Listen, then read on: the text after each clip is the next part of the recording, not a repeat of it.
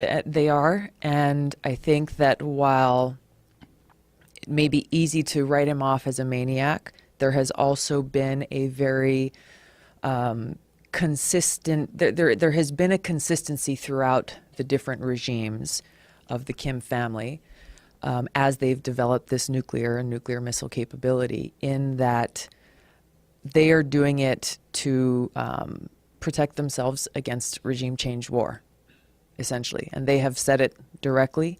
Our U.S. foreign policy experts point that out, that this is the reason why they're developing this capability, because they have seen how, if you look at Libya, for example, when Gaddafi was looking at, building and acquiring nuclear weapons, he was doing so also as, to protect himself and his regime. And then he made a deal with the United States saying, okay, give up your nuclear weapons program, and we're not going to, don't worry about it. We're not going to touch you. And then, of course, we know what happened. The U.S. led this regime change war, toppled Gaddafi, and North Korea says, okay, so that's what you do when you have, a leader of a country without nuclear weapons to protect themselves.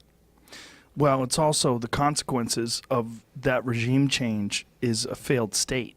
And it's more terrifying than even when Gaddafi was in control. I mean, I'm sure you've seen the slave trade videos from there. It's horrifying. It's insane. It is horrifying that you're watching this is it happening on YouTube. Yeah. Right, in our lifetime. Yeah. And that this failed state has happened as a direct result of our policy there, our failed continuation of these regime change wars that we carry out in different parts of the world.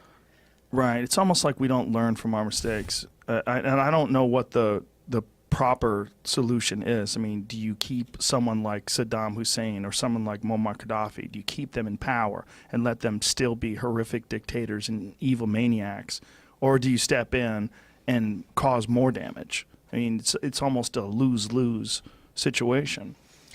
It's not a good situation, but it's where we as the United States need to be pragmatic about the situation and the fact that we live in the world that exists, not some kind of idealistic world that is a fantasy.